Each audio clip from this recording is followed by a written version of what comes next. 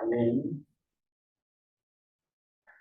우리가 하나님의 말씀을 사실로 믿느냐, 이건 우리에게 굉장히 중요합니다. 성경에 기록되어져 있는 내용이 우리 영적 상태의 사실을 알려주는 겁니다. 그냥 종교적인 그런 삶을 가르치는 것이 아니고 근본적인 문제를 드러내 알게 하시고 치유하여 주셔서 본래 하나님이 주신 축복을 발견하고 누릴 수 있도록 그렇게 역사하고 계시는 겁니다. 그런 사실을 우리에게 알려주고 있습니다. 그걸 우리는 성경이라고 얘기를 해요. 성경. 성경을 통해서 내가 왜 이렇게 살 수밖에 없는지 과거의 비밀을 알 수 있습니다. 내가 왜 이렇게 됐나?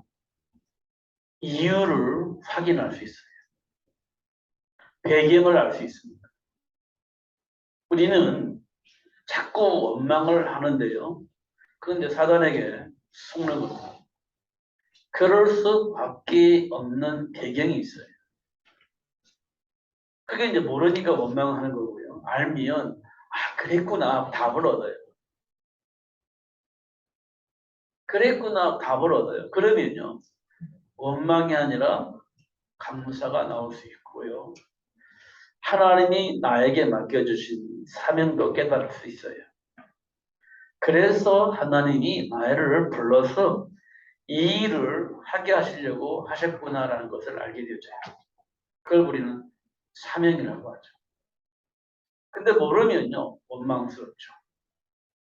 왜 우리 가문이, 우리 조상들이, 우리 부모님들이 나를 이렇게 만들었을까? 이게 원망이에요.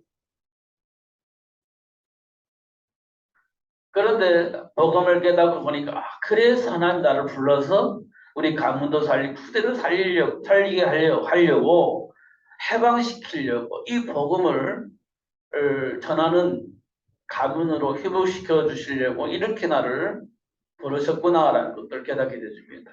그러면요 감사가 나오는 겁니다. 감사.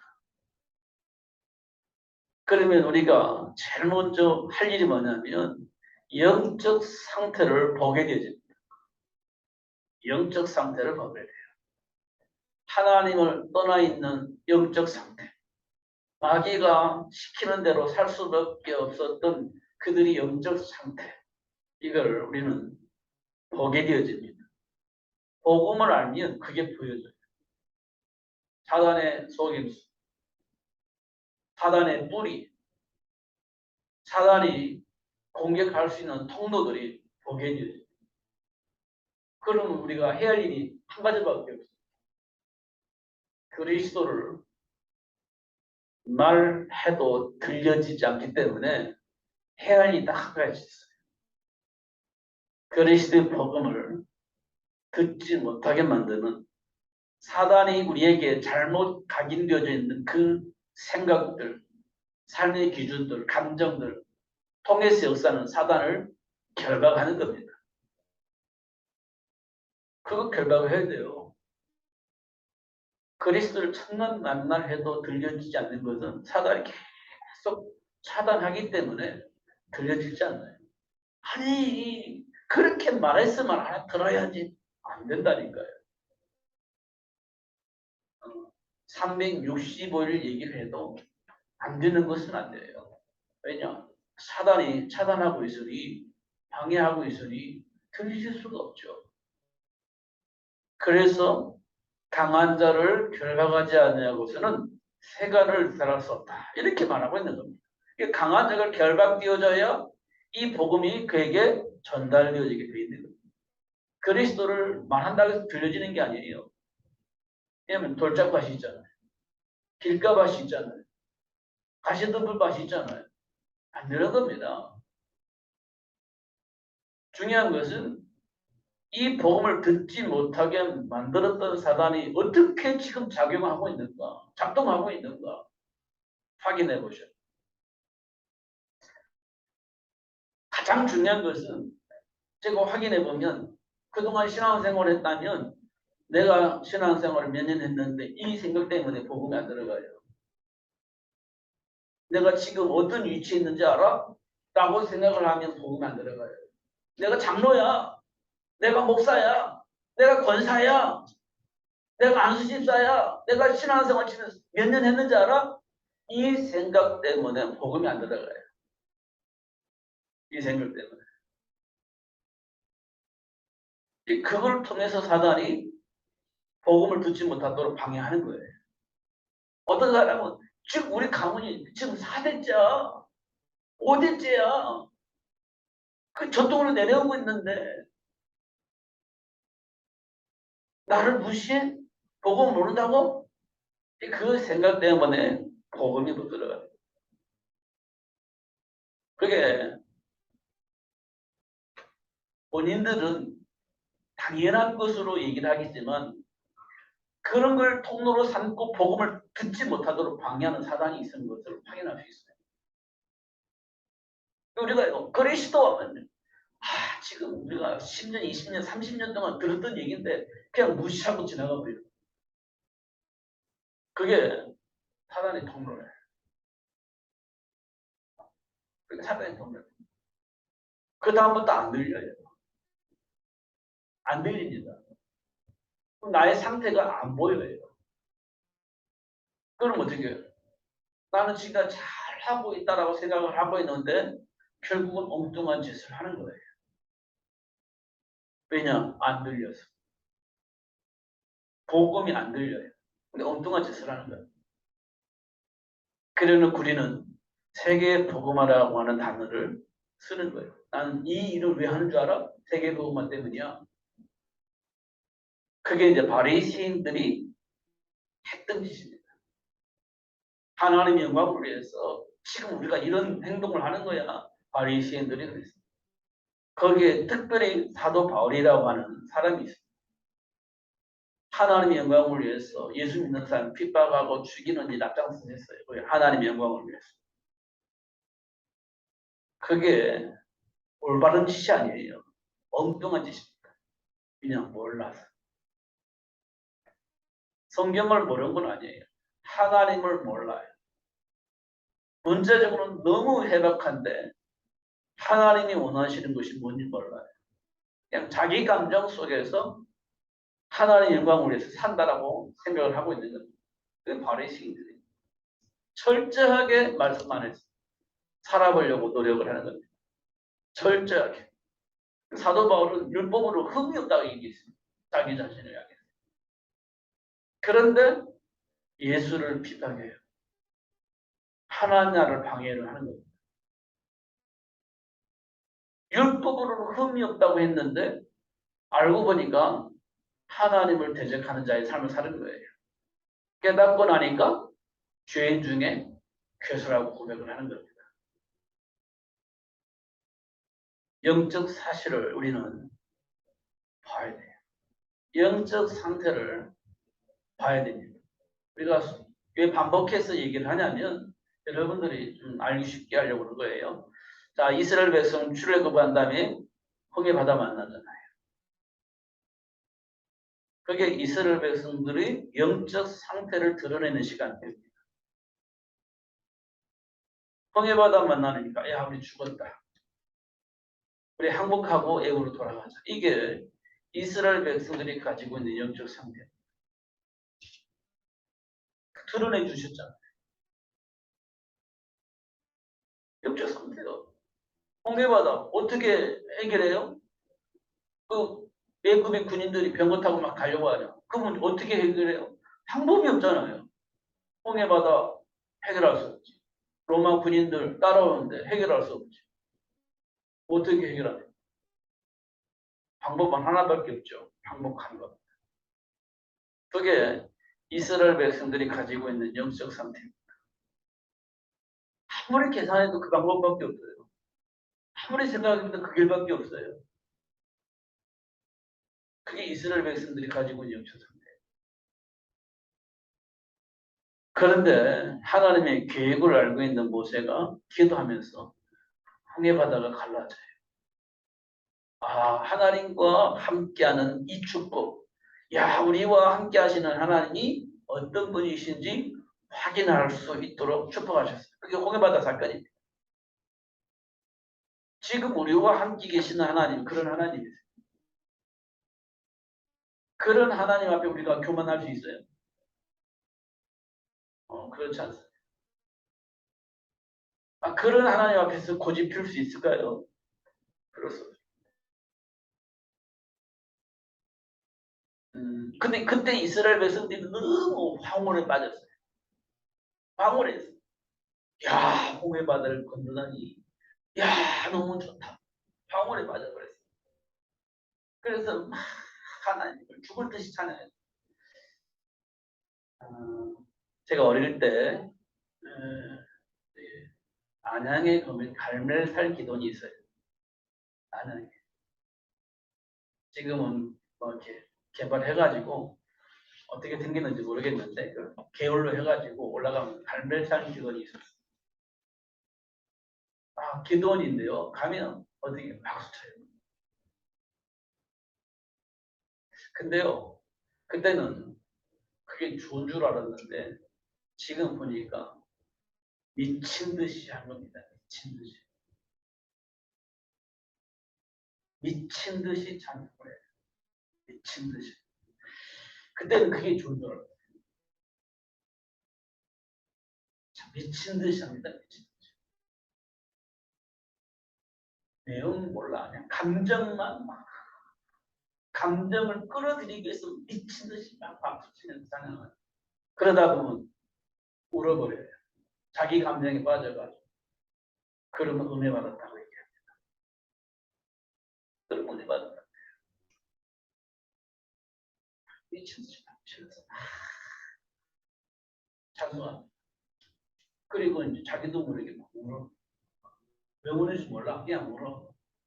그럼 은혜 받았다고. 그리고 막 주야 무슨 기도하는지 몰라. 막 주야 자기 수업만 놓고 막 기도하는 거. 그래 기도하고 또 울어. 또 은혜 받았다고. 근데 내용은 몰라. 이 문제가 왜 왔는지. 이 문제에 대한 답은 무엇인지 몰라. 그냥 감정에 의해서 막 눈물 흘리고 나면 은혜 받는 거예요. 그렇게 한 기억이 납니다. 지금 그렇게 보면 미친 듯이 미친 듯이 미친 볼 때. 아니, 다른 사람은 모르겠는데 저는 모르고 했기 때문에 미친 짓이라는 거예요. 근데 좋았어. 그게 이제 스트레스 푸는 것 같아. 좋았어. 이스라엘 백성들이 홍해 바다 건너고 나니까 미친 듯이 그렇게 한 거예요. 할렐루야. 하나님이 여기서 하셨으니 얼마나 좋아요. 애굽이 군인들 수장시켰으니 얼마나 좋아요. 하나님은 미친 듯이 찬양하는 겁니다. 근데 내용은 몰라. 그냥 구원받은 것에 대한 감사예요. 문제 해결된 것에 대한 감사예요. 미친 듯이. 근데 그 사람들 얼마나 있었어. 먹을 물이 없으니까 또 반란을 일으켜.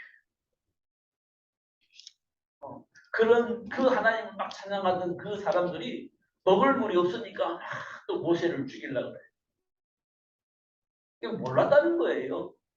홍해 바다를 건너게 하신 하나님이 어떤 이유를 가지고 있는지를 몰라. 그냥 문제 해결해 준 거에 대해서 감사하고 막 미친 듯이 했는데 문제 보니까 그냥 또 그렇게 반응을 하는 거예요. 먹을 것이 없으니까 또 반응을 해요. 그렇게. 그리고 맨날 만나와 메추라고 먹으니까 그것도 반응을 해요. 이게 하나님과 전혀 상관이 없는 삶을 살아가고 있는 이스라엘 백성들을 보는 거예요. 그게 영적 배경입니다. 영적 상태입니다. 그런 이스라엘 백성들을 하나씩 가르쳐 줍니다. 어디에서요? 삶의 현장에서, 문제를 통해서, 사건을 통해서 하나씩 가르쳐 줘요. 그래서 하나님과의 관계를 회복시켜 나가시는 하나님처럼 보는 겁니다. 그렇게 안 하면 우리 내면에 깔려져 있는 것은 드러나지도 않고 내면에 깔려 있는 것이 치유가 되지질 않아요. 그러니까 하나님께서 문제를 통해서 내면에 깔려 있는 것들이 하나씩 하나씩 드러나게 하는 겁니다. 드러나는 것이 쪽팔리는 게 아니고, 드러나는 것이 창피한 일이 아니고, 드러나는 것이 불신앙이 아니고, 내 안에 있는 것들이 빠져나와서 치유받는 시간이에요. 하나님 자녀에게는. 확인해 보세요. 그 시간이 꼭 필요했기 때문에, 그런 문제 꼭 필요했기 때문에 우리에게 와 있다는 사실을 알게 돼요. 그리고 그 문제와 사건을 통해서 하나님과의 관계가 회복될 수 있는 치유의 시간이 주어진다는 사실을 확인할 수 있습니다.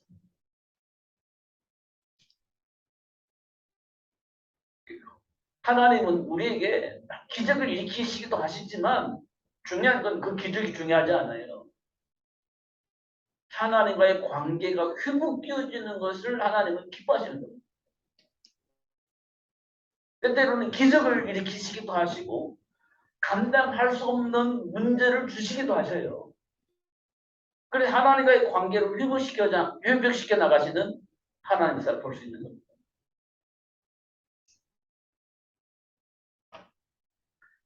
누구든지 복을 받으면 좋죠. 그러면 누구든지 모든 건 다 할 수 있는 것처럼 얘기를 합니다. 뭐 복이 왔는데 싫어할 사람이 어디 있어요? 복이 왔는데 싫어할 사람이 어디 있어요? 복 받으니까 너 슬프다 이런 사람이 없잖아요.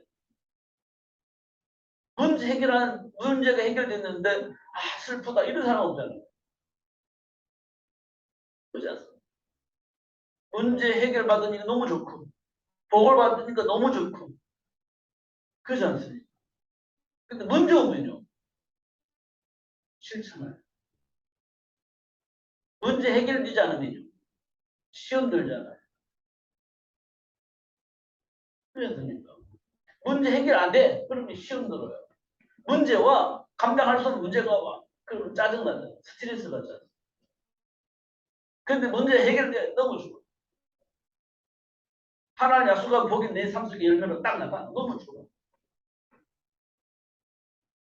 왜 좋죠? 복 주니까. 왜 기분 나쁘죠? 문제가 오니까. 이게 우리가 가지고 있는 생각이 기준이에요. 하나님과 관계가 있어요, 없어요? 맞습니다. 다시도. 그냥 하나님이 복을 주셨다 생각하니까 뭐 하나님 감사하다고 하지만 하나님과 상관이 없어요.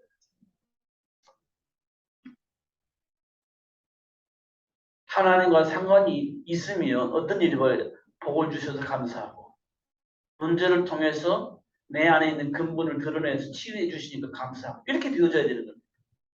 하나의 관계가 회복되어지면 근데 관계가 전혀 없으니까 복 주면 고맙고 기분 그리고 이제 문제가 생기면 뭐 영적 문제다 하면서 막 스스로 낙심하고 좌절하고 자기를 비판하고 그렇게 되어지는 겁니다. 하나님과 상관이 없음을 확인할 수 있죠.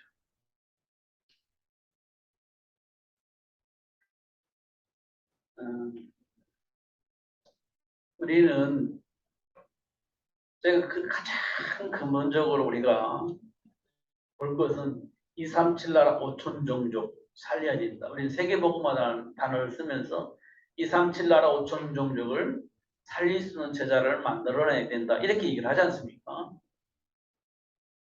그러면 현장에 누가 필요해요? 이 복음을 가지고 있는 사람이 필요하죠. 이 복음을 누릴 수 있는 사람이 필요한 겁니다. 그걸 보고 제자라고 얘기를 해요. 그런 사람들을 제자라고 얘기를 하고 중직자라고 얘기를 합니다. 중직자. 그런 사람들이 이 세상에 많이 있으면 있을수록 세상이 바뀌어지겠죠. 그런 사람들을 만들어내야 된다라고 얘기를 하고 있는 겁니다. 생육하고 번성하여 땅에 충만하라. 너희는 모든 민족으로 제자를 삼으라. 온 천하에 다니며 만민에게 이 복음을 증거해라. 이렇게 얘기를 하고 있지 않습니까? 이거는 세계 복음화 때문에 하나님께서 주신 메시지예요. 삶의 이유가 거기 있는 겁니다. 삶의 이유가. 그래서 하나님께서는 그 일을 이루기 위해서 각자에게 달란트를 줬어요. 어떤 사람은 한 달란트, 어떤 사람들은 두 달란트, 어떤 사람은 다섯 달란트 줬어요. 그래서 우리는 욕심쟁이라 다섯 달란트만 가지려고 그래. 하나님은요, 한 달란트가 필요해요. 왜냐? 한 달란트 가지고 있는 그 현장을 살리려면 한 달란트 가지고 그 현장 가야 되는 겁니다. 근데 나 한 달란트 싫어. 나 다섯 달란트 가질래. 이렇게 하니까 한 달란트 가진 사람이 하나님 주신 축복을 누리지 못하는 거예요. 한 달란트가 얼마나 가지고 있어요? 한 달란트 가지고 있는 사람을 살리게 하시려고 한 달란트 주어서 그 한 달란트 현장을 살리라고 하신 건데 한 달란트 싫어. 난 다섯 달란트 가질래. 이래 되면 한 달란트의 축복을 누릴 수가 없는 거예요. 예수님께서 비유로 말씀하신 거예요. 우리는 다 욕심쟁이라 다섯 달란트 갖고 싶어요. 그 두 달란트 현장은 누가 살려요? 다섯 달란트가 못 살려요. 한 달란트가 못 살려요. 그러면 두 달란트 현장을 두 달란트 가진 사람이 가서 살릴 수 있어요. 한 달란트 현장은 한 달란트 가서 살릴 수 있는 거예요. 중요한 것은 하나님이 나와 함께 하셔서 한 달란트 가지고 있는 그 현장을 살리라고 나라 한 달란트 줘서 그 현장에 파견된 거예요. 그것은 끝입니다. 하나님 나와 함께 계시는 그것이에요. 한 달란트 가졌든 다섯 달란트 가졌든 그건 중요하지 않아요. 그 현장을 살리게 하시려고 나를 그 현장에 파송한 것은 끝입니다. 그게 하나님의 주신 축복이에요. 이 비밀입니다. 비밀. 그 사단은요, 교묘하게 욕심쟁이 만들어놨고, 복 많이 받기로 합니다. 그래서 세계복음 하겠다는 거예요. 틀린 말은 아닌 것 같은데요. 아무리 복음 많이 받고 세계복음 한다고 해도, 나에게 한 달만 줬다면 그 많은 복음 내게 오질 않아요. 그럼 억울하잖아요. 누구는 막 복 받는데 나는 못 받고, 뭐 복을 못 받고. 그 시험 들잖아요. 하나님 나를 안 사랑하는 겁니다. 나는 큰 복을 받아 큰 일을 하고 싶은데, 복을 안 줘. 그냥 한 달란트밖에 안 받았기 때문에 그래. 그럼 시험 들어. 하나님과 전혀 상관이 없는 생각이 있는 거예요. 누가 그렇게 만들었어요? 사탄이. 그걸 보고 우리는 왜곡이라고 합니다. 왜곡. 이걸 보고 우리는 창세기 3장 사건 그렇게 얘기합니다. 창세기 3장 사건 그렇게 얘기를 해요. 지금도 이렇게 공격을 하는 겁니다. 우는 사자처럼. 그런 걸 갖게 한다. 그런 거 같잖아요. 근데 사단은 이 왜곡을 뭘 가지고 왜곡을 하냐? 상처를 가지고. 상처는 과거의 일입니다.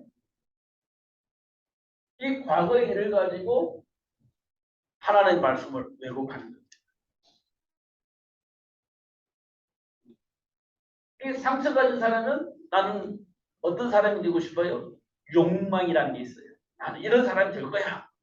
상처로 인하여서 나오는 욕망이 있어요. 욕망. 이걸 보고 우리는 욕심이라고 합니다. 이런 사람들은 성령의 인도를 안 받아요. 성령의 인도를 못 받아요. 왜냐하면 이 상처로 인하여서 나는 이렇게 되고 싶은 욕망이 있기 때문에 성령의 역사 속에 들어가지 못해요. 이걸 보고 뭐라고 말하냐? 인본주의라. 인본주의. 이렇게 얘기를 합니다. 그냥 상처 때문에 나는 그런 사람이 되고 싶어라는 생각 때문에 인본주의를 쓰는 거예요. 자기 감정 속으로 빨려 들어가서 자기 주장을 하는 거예요. 계속해서. 큰 꿈을 꾼 것 같아요. 큰 비전을 가진 것처럼 그렇게 착각을 하고 성령의 인도 속에 있지 않고 내가 가지고 있는 기준 속에서 사는 거예요. 그걸 우리는 욕망이라고 해요. 이 욕망이 큰 사람 보면 내면에 이게 있어요. 상처. 그 이 사람들은 결국 어디에 빠지냐면 자존심에 빠져요.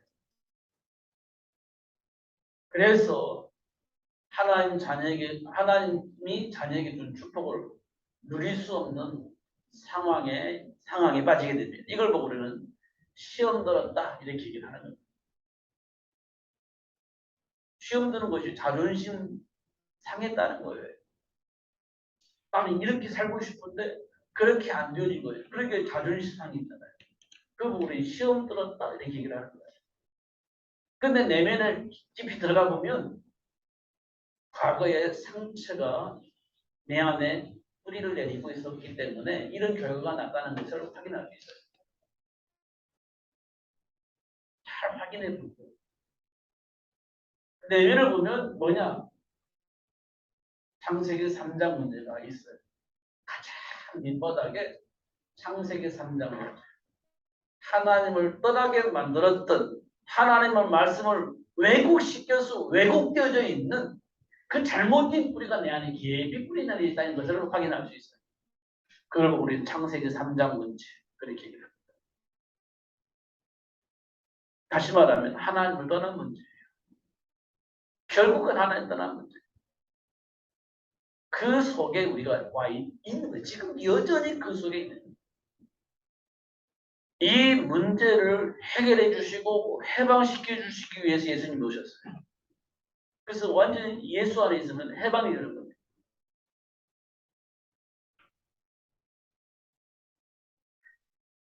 그래서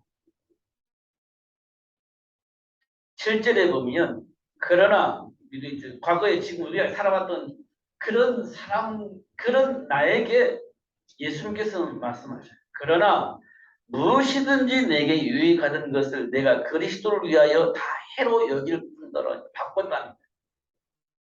생각을 바꿨다는 거예요.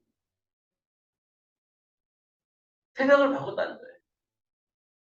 그동안에 내가 이렇게 살아왔어. 그런데 이제 그리스도를 발견하니까 그렇게 안 살 거야. 이렇게 생각을 바꿨다는 거예요. 그리스도를 위하여 다 해로 여길 뿐더러 또한 모든 것을 해로 여김은 내 주 그리스도 예수를 아는 지식이 가장 고상하기 때문이야. 내가 그를 위하여 모든 것을 잃어버리고 배설을 몰로 여김은 그리스도를 얻고 그 안에서 발견되려 함이니 내가 가진 은혜는 율법에서 난 것이 아니요 오직 그리스도를 믿음으로 말미암은 것이니 그 믿음으로 하나님께로부터 난 거다 이렇게 얘기를 하고 있습니다. 이렇게 묵상하면 하나님께로부터 준비된 축복을 볼 수 있게 될 것이고 그 복을 누리면서 이 세상 모든 사람을 증인으로 설 수 있는 열매가 나오게 될 것입니다. 이렇게 되어지면 이렇게 살지 못하는 사람들의 배경이 뭐냐면 사단의 당면입니다. 그래서 그 사단의 일을 멸하신 그리스도 이름으로 그 강한 자를 결박하고 추방하고 그래서 그 사람이 복음을 들을 수 있도록 만들어주는 겁니다. 그게 이제 우리가 해야 할 일이에요. 사단의 통로를 차단시켜주는 거예요. 그 강한 자를 결박하는 거예요. 통로를 결박하는 겁니다. 그러면 하나님께서 원하시는 그 일들이 이루어질 수 있도록 역사하시는 것을 확인할 수 있습니다. 이때 치유가 되어지고 회복되어지는 겁니다. 중요한 건 말씀을 들어야 되겠죠. 가장 중요한 건 말씀이 들려져야 되는 거예요. 왜 못 듣냐? 무엇 때문에? 그게 이제 사단의 통로입니다. 그걸 제거해 주는 것이 우리에게 중요한 겁니다. 그걸 보고 우리는 기도, 권세 이렇게 말합니다. 어느 날 이 기도를 하다 보면 하나님 나라 회복되어지게 하신 하나님의 사를 보게 될 겁니다. 분명 그렇게 될 거예요. 쓰임을 받은 성경에 나와 있는 쓰임 받은 자들이 가지고 있는 삶의 배경에는 반드시 그게 있었어요. 강한 자를 결박하고 하나님과 함께 축복을 왜곡하는 사단에게 속지 않고 그간의 준비된 축복을 누리고 있는 사람들이었어요. 성경에 쓰임받은 사람들 배경에 보면 언약 붙잡고 기도하는 거였어요. 사단과의 싸움이었어요. 혈과의 싸움을 하지 않았어요. 사단과의 싸움을 했어요. 그래서 하나님 준비한 축복을 누렸어요. 그게 하나님께도 쓰임받은 자 확인해 보세요. 내 주장이 아니야. 고집이 아니에요. 하나님이 약속하신 축복을 봤기 때문에 그 복을 누린 거예요. 확인해 보세요. 그 복을 받고 누리게 하시려고 하나님 우리를 이끌어 가고 계시는 거예요. 걸림돌은 제거해 주시고 준비된 축복을 얻을 수 있는 그릇을 만들어 주시고 그렇게 지금 하고 계시는 거예요. 세계를 복음화해야 되기 때문에 속지 마시고 하나님 준비하신 축복을 누리면서 승리하시는 여러분 되시기를 예수님 이름 축복합니다. 기도하겠습니다. 하나님 아버지 감사합니다. 오늘도 최고의 복을 주셔서 감사하고 알게 해주셔서 감사합니다. 깨닫도록 역사해 주셔서 누리면서 살 수 있도록 축복해 주옵소서. 예수 그리스도 이름으로 기도합나이다. 아멘.